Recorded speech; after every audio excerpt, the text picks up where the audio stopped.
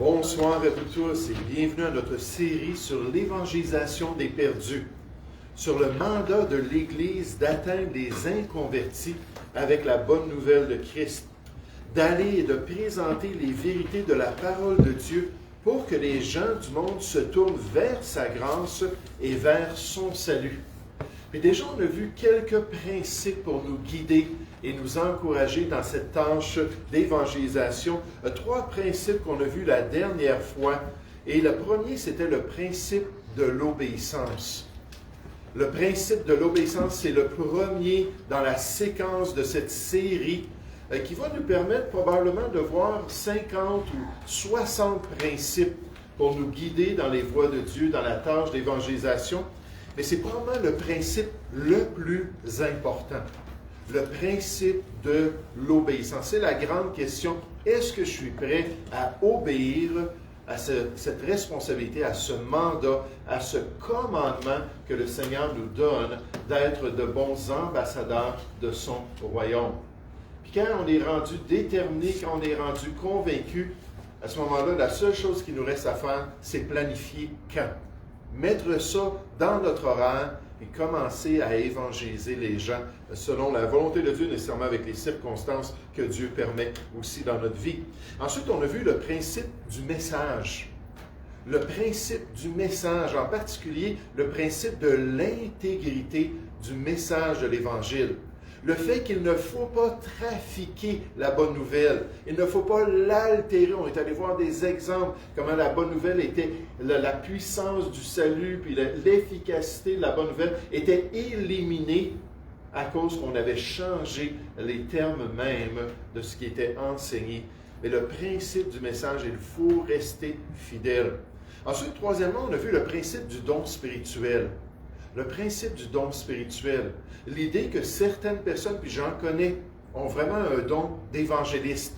C'est une capacité, c'est une grâce que Dieu leur donne. C'est une joie extraordinaire qu'ils ont de partager l'Évangile, puis ça découle, puis c'est merveilleux de voir cela. Mais là, on a vu dans ce principe-là que si on a le don ou non, on a quand même la responsabilité. Il ne faut pas excuser de ne pas accomplir la volonté de Dieu. C'est comme celui qui a le don de serviteur. On les voit, là, ces gens-là, ils deviennent des diacres dans l'Église, ils s'impliquent dans la vie des gens, ils sont tellement serviables. Mais Dieu nous dit qu'on est tous des serviteurs. Puis qu'on ait le don, la capacité ou non, on a la responsabilité de se rendre par amour serviteurs les uns des autres. Galates 5 au verset 13. Donc, c'est une tâche pour chacun de nous. Ce soir, j'aimerais qu'on puisse continuer notre série avec le principe de l'amour pour Christ. Le principe de l'amour pour Christ, l'amour pour notre Sauveur. Le principe selon lequel, lorsqu'on est près de Christ, en bonne relation avec lui, on va vouloir faire ce qu'il désire. Lorsqu'on l'aime sincèrement, on va vouloir développer les mêmes désirs que lui, il possède pour les perdus. On va rechercher les mêmes objectifs qu'il a envers les inconvertis. Comme Paul l'a confirmé concernant l'œuvre du Seigneur Jésus dans 1 Timothée 1,15, il a dit, c'est une parole certaine et entièrement digne d'être reçue, que Jésus-Christ est venu dans le monde. Donc, on va nous présenter la raison de sa venue, qu'il est venu dans le monde pour sauver les pécheurs. Et Paul ajoute, dont je suis le premier. En tête de ligne, je suis le chef des pécheurs. 1 Timothée, chapitre 1, au verset 15. La venue de Jésus-Christ pour sauver les pécheurs était l'objectif principal qu'il est venu accomplir dans ce monde. C'était sa grande mission qu'il avait reçue de son Père céleste. C'était de même son objectif pour son Église bien-aimée, tel qu'on le voit à travers les Écritures, dans ses exhortations à suivre son modèle. Je pense juste dans Jean 20, 21, il dit « Comme le Père m'a envoyé, moi aussi je vous envoie. » Donc avec la responsabilité d'aller atteindre les perdus. Jésus a dit « Si vous m'aimez, gardez mes commandements. » Jean chapitre 14 au verset 15. Wow! Toute une définition de l'amour pour Jésus. Être obéissant.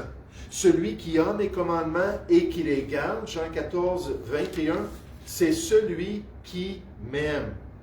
C'est possiblement même ce que Paul voulait dire dans le contexte de ce ministère de réconciliation dans 2 Corinthiens chapitre 5 au verset 14, lorsqu'il a dit « Car l'amour de Christ nous presse envers les perdus, nous presse envers ce ministère de réconciliation. » Le mot « nous presse », ça veut dire « nous pousse vers l'avant ». C'est comme quelqu'un qui est derrière nous, puis il met sa main, puis il nous aide à aller de l'avant. Je me souviens quand mon épouse et moi, on partait avec les enfants, puis on allait au Mont-Saint-Hilaire, puis on montait là, dans la montagne, tout ça. Nous, on était un peu plus vieux, on avait un peu plus de difficulté à monter. Puis là, je mettais ma main dans le dos de mon épouse, puis je disais, tiens, on y va ensemble. Puis là, je la poussais, puis je l'aidais. Des fois qu'on fait du vélo, comme ça, qu'on est dans une côte, j'arrive en arrière d'elle, puis je mets ma main en arrière d'elle, puis là, je pédale de toutes mes forces. Je dis, tiens, on va la monter, la côte. Mais là, spirituellement, dans l'œuvre de Dieu, l'amour de Christ nous presse, nous pousse de l'avant pour partager l'évangile de son salut.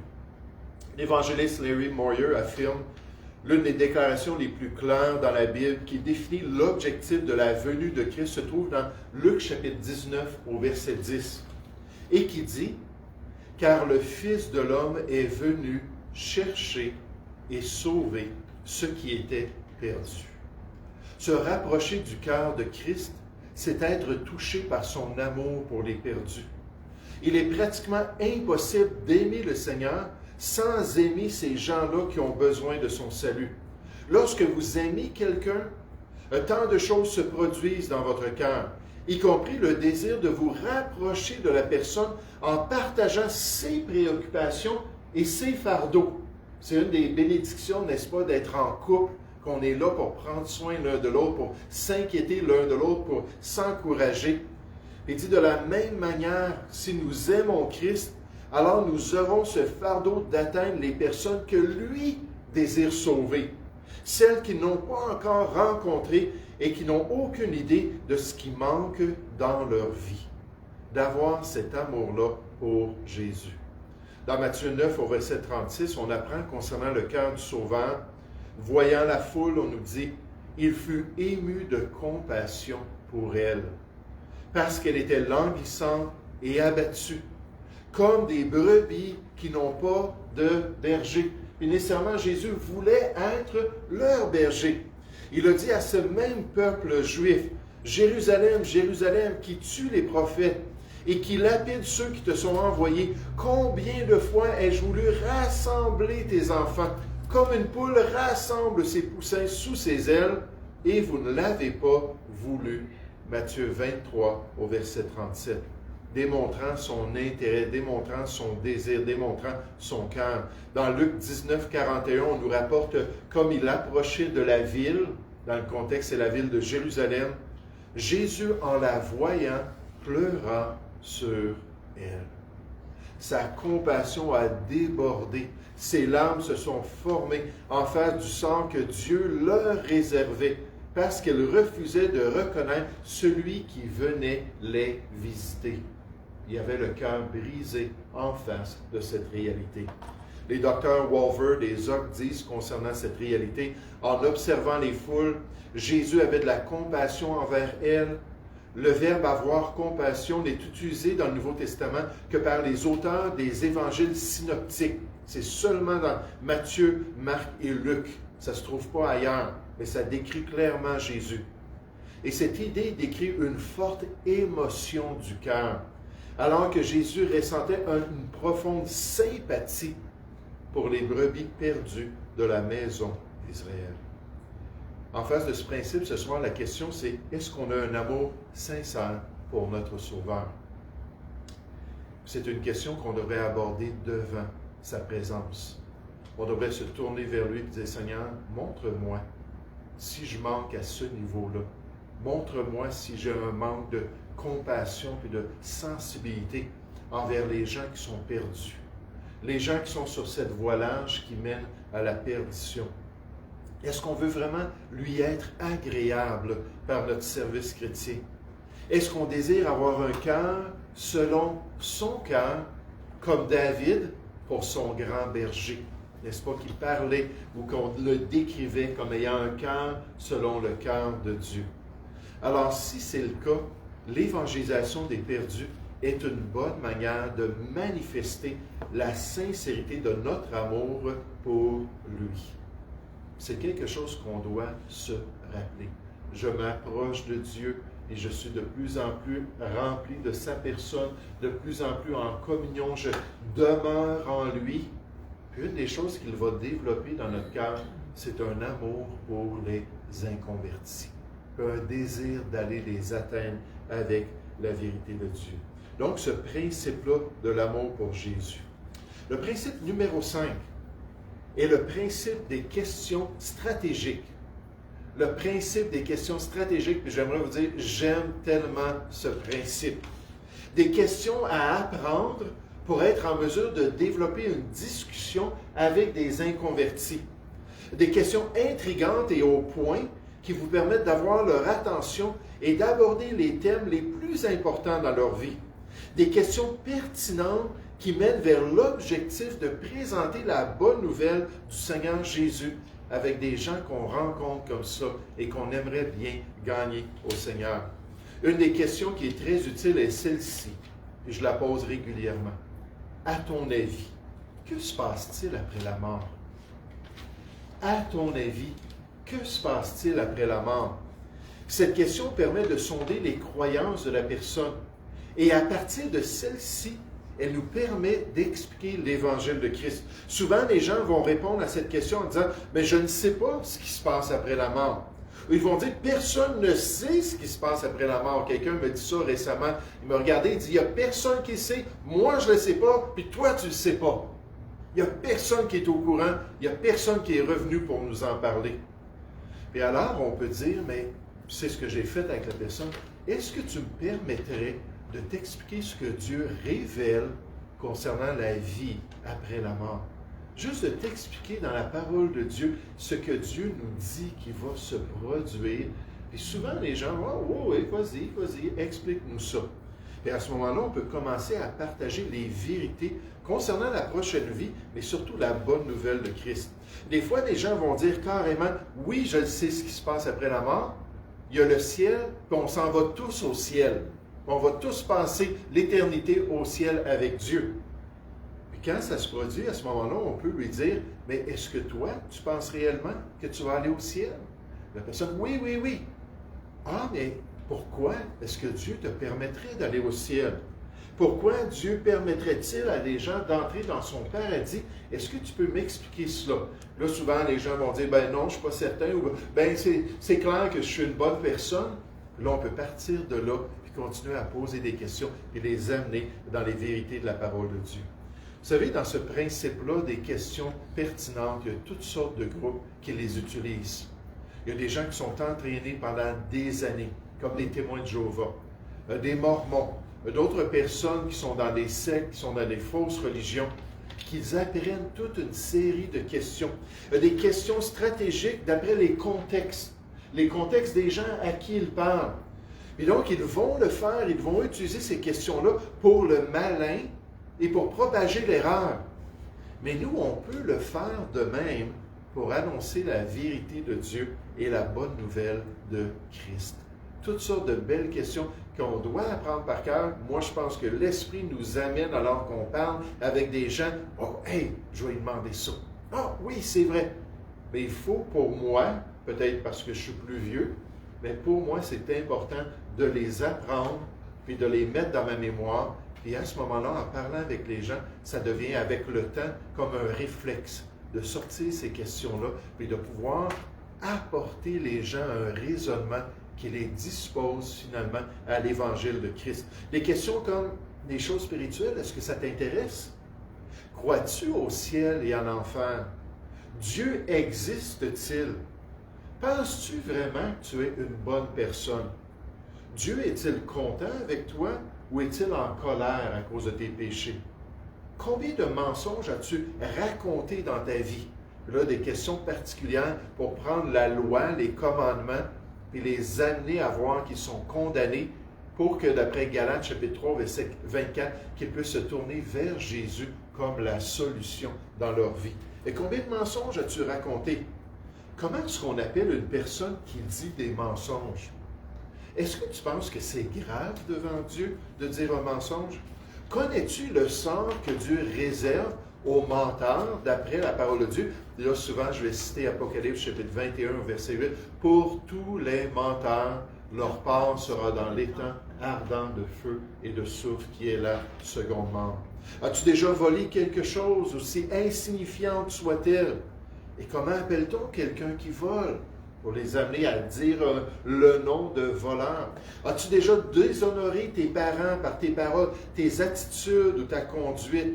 As-tu déjà convoité une femme dans ton cœur? Sais-tu que Dieu appelle une telle convoitise de cœur de l'adultère?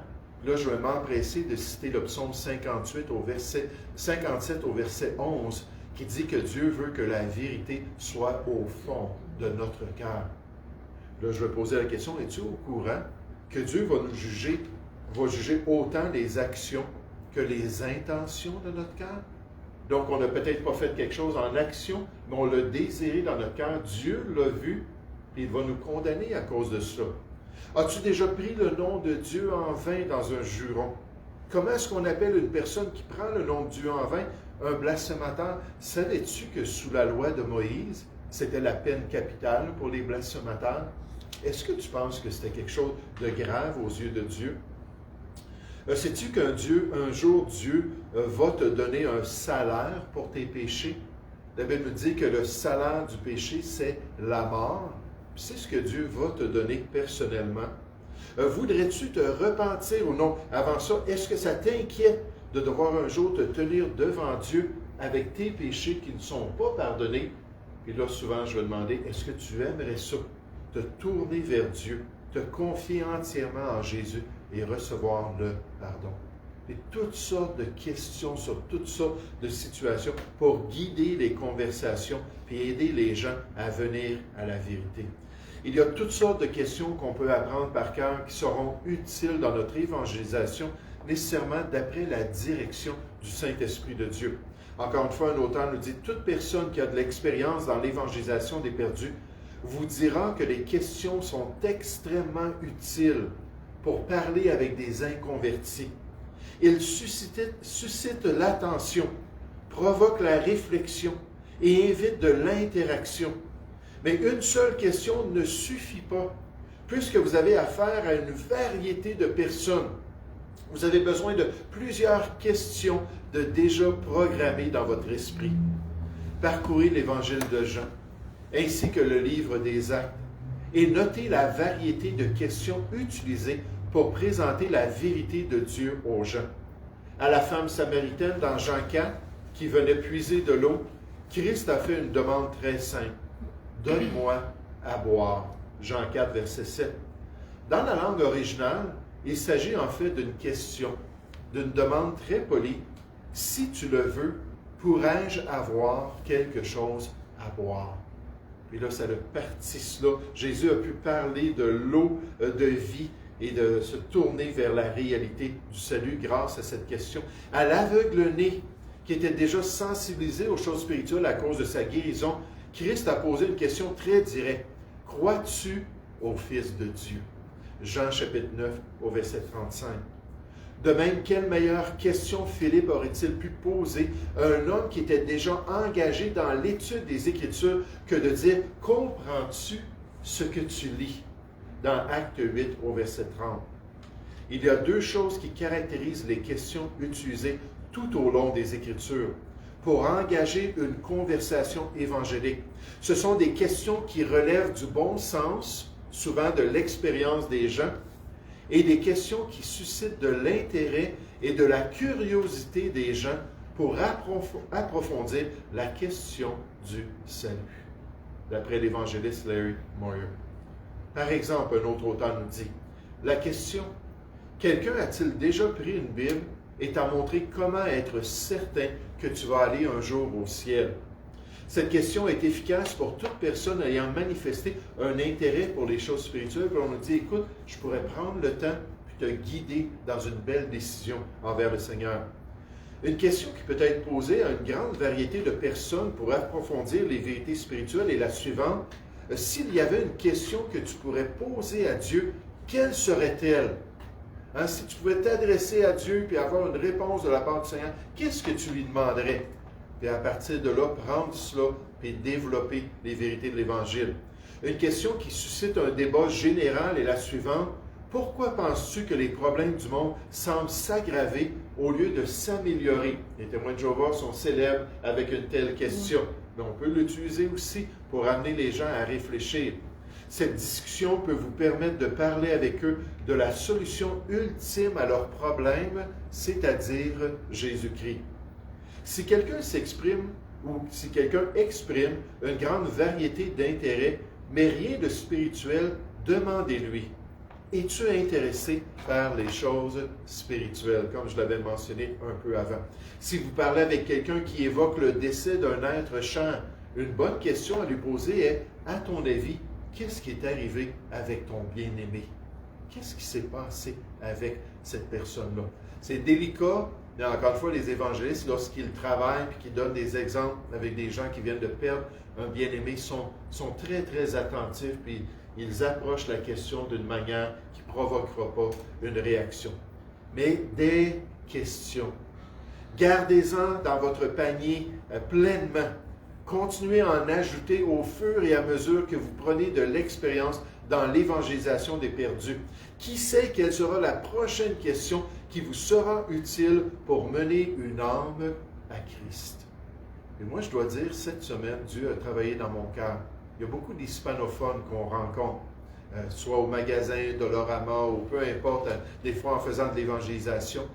Et là, moi, je ne suis pas capable de parler avec eux librement en espagnol. Et il y a deux choses que je peux faire, c'est apprendre des questions pour leur demander, est-ce que tu me permettrais de te parler de Jésus-Christ? Est-ce que tu comprends que Jésus aimerait être ton sauveur personnel? Est-ce que tu comprends que tu es un pécheur et condamné par Dieu? Là, je suis tout en train d'apprendre ces questions-là en espagnol. Et la deuxième chose que je peux faire, c'est prendre un Nouveau Testament en espagnol, puis le lire pour eux, puis leur montrer les réponses dans le Nouveau Testament.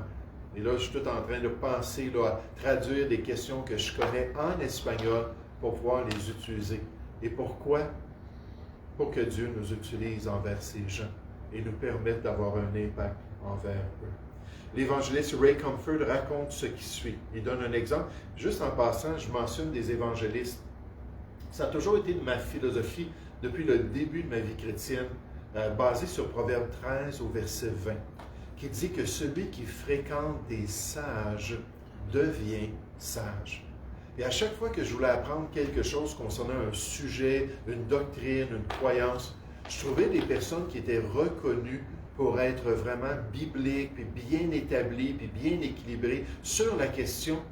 Puis là, je commençais à lire. Puis je commençais à essayer de m'imbiber de leurs pensées. Et c'est pour ça que je lis des livres de différents évangélistes. Parce qu'encore une fois, j'ai la même pensée que si je fréquente quelqu'un de sage dans l'évangélisation des perdus, de quelqu'un d'habitué, de quelqu'un d'expérience, de quelqu'un qui veut nous aider à être de meilleurs ambassadeurs pour Christ, gloire à Dieu! Gloire à Dieu! Puis ça me réjouit. Et là, je lis ces gens-là, puis j'essaie de vraiment absorber le plus possible cet esprit-là pour la gloire de Dieu. Mais l'évangéliste Ray Comfort raconte ce qui s'est produit chez eux. Il dit, 2 jeunes hommes en uniforme de sécurité se sont récemment présentés à la porte de notre maison. Lorsqu'ils m'ont demandé si j'étais intéressé par un système de sécurité, j'ai répondu, nous avons déjà un bon système. Lorsqu'ils m'ont demandé de quoi il s'agissait, j'ai répondu, c'est le système de sécurité céleste. Cela a bien fonctionné pour nous à travers les années jusqu'à présent. Les 2 hommes se sont révélés être des Mormons. Et après avoir expliqué que notre système de sécurité était l'ange de l'Éternel qui campe autour de ceux qui le craignent et les délivre au danger, psaume 34 au verset 7, je leur ai posé la question suivante. Que se passe-t-il après qu'une personne meurt? Nécessairement, il n'y avait pas de temps pour construire une relation avec ces 2 jeunes hommes qui cognent à la porte, qui sont là et qui s'en vont. Pas de temps de vivre une vie chrétienne devant eux pour être un témoignage vivant. Pas de temps d'attendre des opportunités pour pouvoir ouvrir la parole de Dieu. J'ai simplement utilisé des mots et cela a fonctionné. C'est ainsi que les humains communiquent le mieux, surtout lorsqu'il s'agit de l'Évangile. Ma question était simplement une manière de leur demander leur avis et ils en avaient certainement un. Tout ce que le chrétien doit faire est d'être prêt avec une série de questions. Ray Comfort, lui, c'est un des évangélistes que j'aime le plus. Il a dit, hey, posez ça, quand ça arrive, ça, posez cette question-là, posez cette... Je prends ça en note, là, je mémorise la question, puis j'essaie d'avoir ça dans mon cœur le plus possible. Mais il dit, il s'agit d'avoir une série de questions pour pouvoir engager une conversation qui va mener inévitablement vers le salut en Jésus-Christ. À moins que la personne dise non. Et en passant, ce n'est pas un échec. Vous vous rappelez quand il y avait un jeune homme riche qui est venu se jeter aux pieds de Jésus et qui a dit « Qu'est-ce que je dois faire pour avoir la vie éternelle? » Là, Jésus a utilisé les commandements pour tester un petit peu l'état de son cœur. Il voyait déjà c'était quoi le mammon, la grande idole. Mais finalement, il lui a dit « Mais écoute, prends toutes tes richesses, vends tout cela et viens puis suis-moi. » Là, il a touché à cette idole-là. Puis le premier commandement de la loi, c'est quoi? Tu n'auras pas d'autre Dieu devant moi. Ça, il avait violé le premier des 10 commandements en faisant une idole de l'argent. Et là, il est parti tout triste. On regarde ça et on dit, c'est le Seigneur Jésus. C'est pas trompé, le Seigneur Jésus. Cette personne-là n'a même pas entendu l'Évangile. Hein, il a voulu le confronter pour voir s'il était prêt à se repentir de son idolâtrie. Puis on voit que non. Là, Jésus dit, il serait difficile pour un homme riche d'entrer dans le royaume des cieux. Dans un passage parallèle, ça dit, celui qui se confie dans ses richesses. Il n'a pas partagé l'Évangile. Alors, on ne devrait pas s'abaisser, on ne devrait pas être triste si la personne, non, ça ne m'intéresse pas, ferme la porte, c'est terminé. Non, on était là pour la personne. Puis un jour, nécessairement, la personne va rendre compte, puis Dieu va nous utiliser comme un témoignage. Mais le principe des questions pertinentes, juste s'arrêter, penser à qu'est-ce qui pourrait attirer l'attention, qu'est-ce qui pourrait nous permettre d'avoir accès aux croyances et de cibler les vérités que ces gens-là ont besoin d'entendre et ont besoin de comprendre. Maintenant, ce soir, j'aimerais qu'on puisse terminer avec un autre principe. C'est le principe de la personnalité. Le principe de la personnalité. Des forces et des faiblesses de notre personnalité que le Seigneur sait utiliser pour atteindre efficacement les inconvertis. La personnalité de chacun de nous comme ouvrier dans l'Évangile de Christ que le Seigneur va utiliser dans son œuvre. Et l'Église, c'est en fait une équipe avec plusieurs personnalités différentes que Dieu utilise selon son plan et ses objectifs.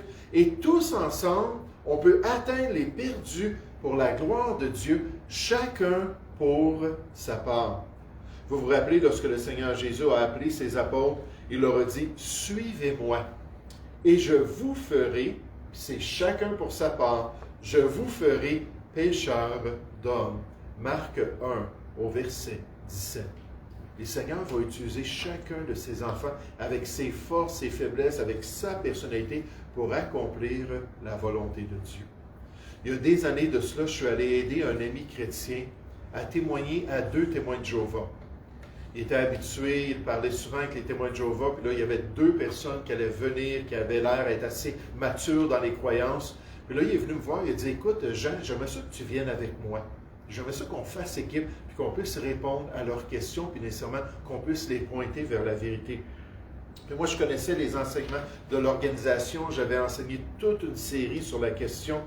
Pendant la rencontre, j'ai cité des passages bibliques, j'ai expliqué les contextes, les bons contextes de ces passages-là, avec la bonne signification des mots.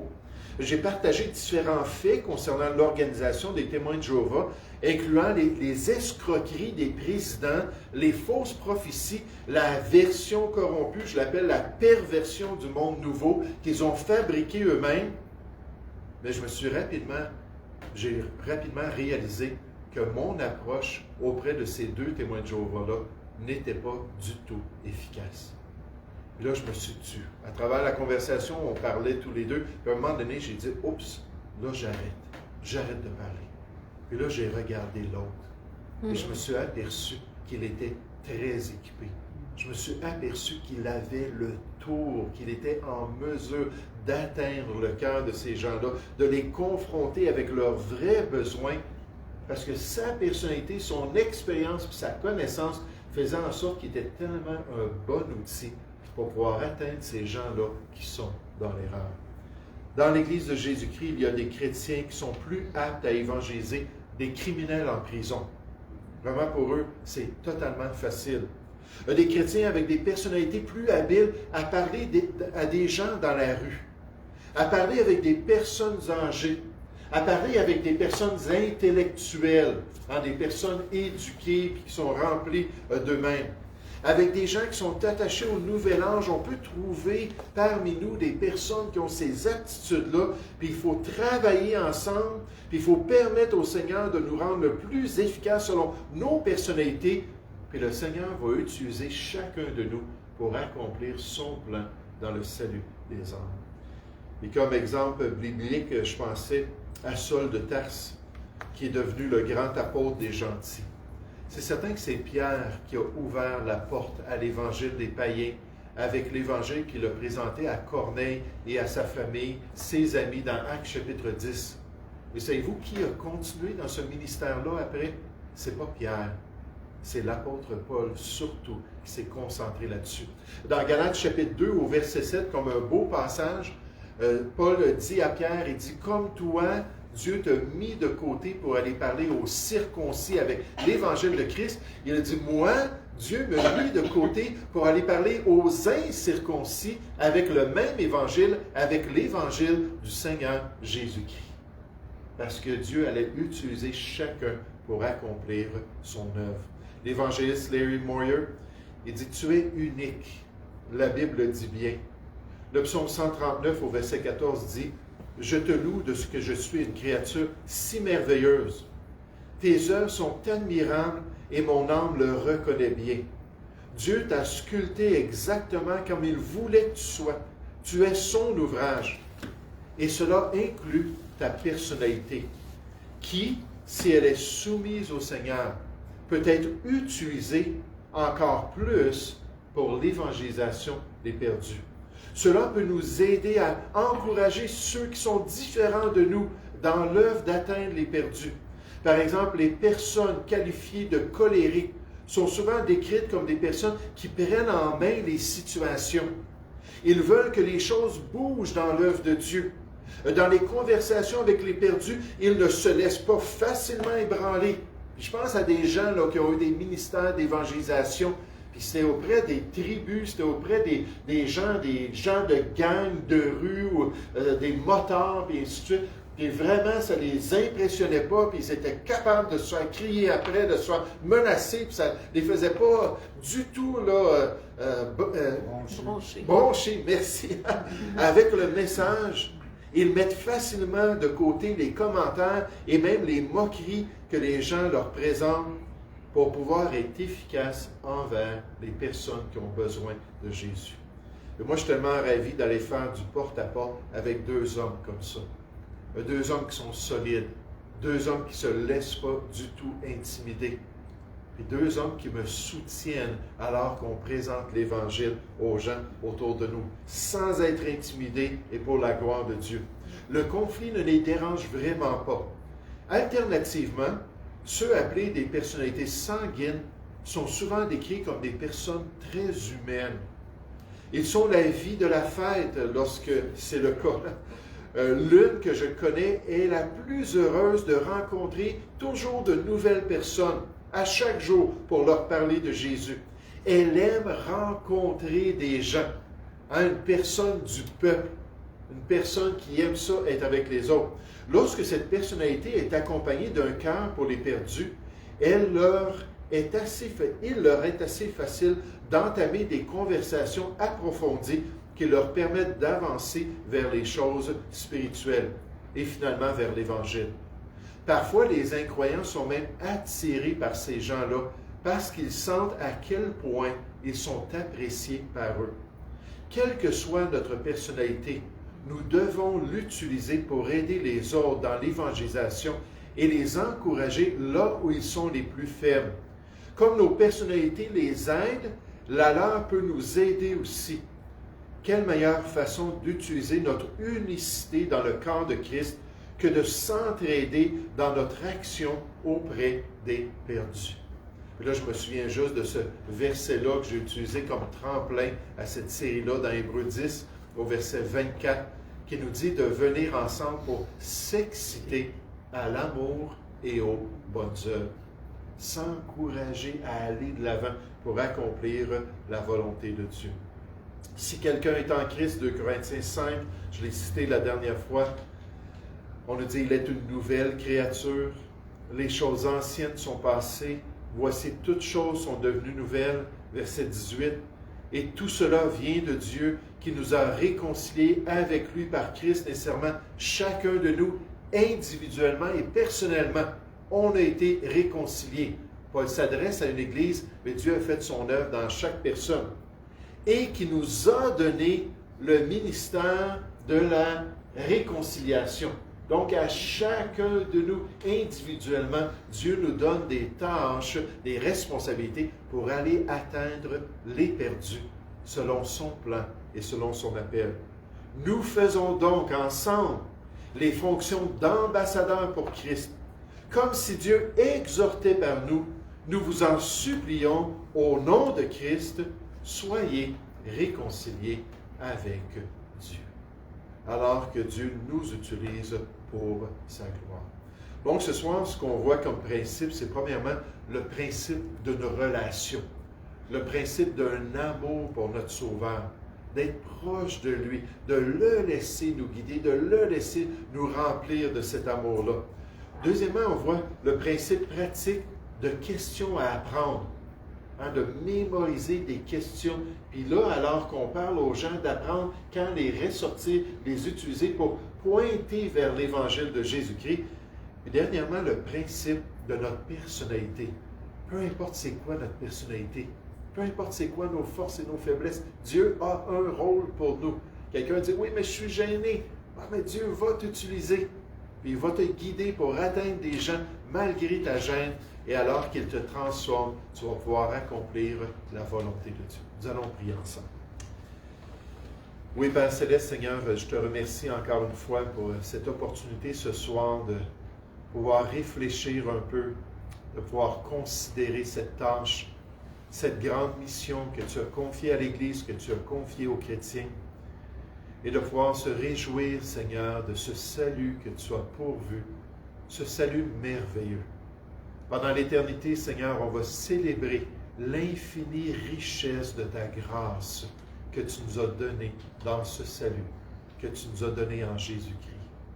Et Père Céleste, j'aimerais te demander que tu puisses nous utiliser, que tu puisses nous aider à nous approcher de Christ quotidiennement, à lui demander de nous donner un cœur sensible, à lui demander de nous donner un cœur compatissant, un cœur qui va au-delà de l'incrédulité autour de nous, et un cœur qui est prêt à cette audace de poser des questions, de sonder un peu les pensées des gens, d'orienter les gens dans leurs croyances, afin qu'ils puissent examiner ces croyances à la lumière de ta parole, pour qu'ils puissent être confrontés par la vérité, pour qu'on puisse les amener à la croix du Calvaire, pour qu'ils puissent saisir la bonne nouvelle de Christ. Et Père Céleste, merci que chacun de nous dans ton œuvre, nous sommes tes ambassadeurs, et chacun de nous ensemble, nous pouvons accomplir ta volonté. Puisses-tu nous bénir abondamment et nous guider dans tes voies. Nous te prions au nom du Seigneur Jésus. Amen.